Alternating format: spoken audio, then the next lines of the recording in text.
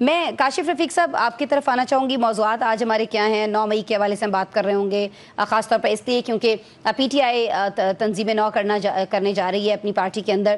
تو 9 مئی اس کے لیے کیوں اتنا اہم ہے، اور کیوں ایک بار پھر سے یہ ایشو چھیڑ کر اپنے لیے پرابلمز کھڑے کیے جا رہے ہیں؟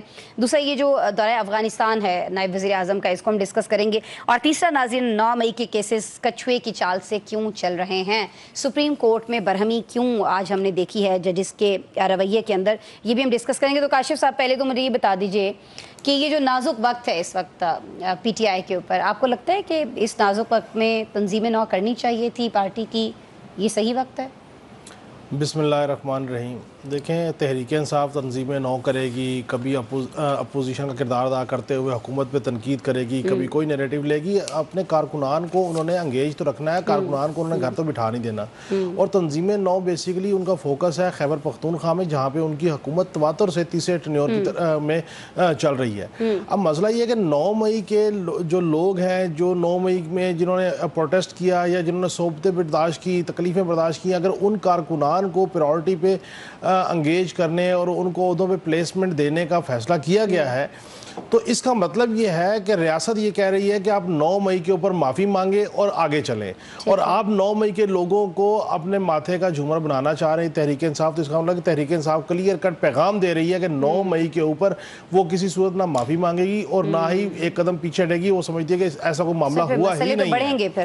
اس کا مطلب یہ ہے کہ یہ تناؤ جو ہے وہ شدت اختیار کرے گا، اور یہ تناؤ اس وقت تک شدت اختیار کرے گا جب تک کوئی نہ کوئی ڈیل، کوئی بیک ڈور ڈپلومیسی جو چل رہی ہے تواتر کے ساتھ، وہ کسی نتیجے پہ نہیں پہنچ جاتی. اب یہ جو تنظیم سازی کے پی کے میں ہوگی، پھر اسی طرح سیمیٹینیسلی پنجاب میں ہوگی، لیکن کے پی کے میں جو تنظیم سازی کرنے کا عمل ہے، اس میں ایک دوسرا پہلو یہ ہے کہ علی امین گنڈا پور صاحب جب صدر تھے، وزیر اعلیٰ بھی تھے، انہوں نے اس وقت جو لوگوں کو عہدے دیے، لوگوں کو اپنے ساتھ ملایا، پارٹی میں انٹیکٹ کیا، یہ شاید ان کو بھی شفل آؤٹ کرنے کی ایک موو ہے. اور جو تیسری بات ہے کہ جن کے پاس جو کوئی سرکاری عہدے ہیں، یعنی کہ کوئی وزیر ہے، کوئی مشیر ہے، کوئی ایڈوائزر ہے، کوئی وزیر اعلیٰ ہے، اس کا مطلب ان کو تنظیمی عہدے نہیں دیے جائیں گے، تنظیمی عہدے ان سے ہٹ کے لوگوں کو دیے جائیں گے. یہ ایک پیرلر تنظیم کا سسٹم شروع ہو جائے گا جو کہ علی امین گنڈا پور صاحب کو شاید قابل قبول نہ ہو، اور وہ تنظیمی عہدیدار شاید علی امین گنڈا پور صاحب کو جواب دے بھی نہ ہو، کیونکہ اب تو صوبائی صدر بھی وہ نہیں ہے. لیکن عجیب معاملہ یہ ہے کہ جو صوبائی صدر ہیں اس ٹائم اگر اس فارمولے پہ وہ عمل کرتے ہیں تو وہ خود چیئرمین پی اے سی ہیں، پھر وہ کیسے صوبائی صدر رہ سکتے ہیں؟ یہ بھی بڑا سوال ہے. ٹھیک ہو گیا کاشف صاحب.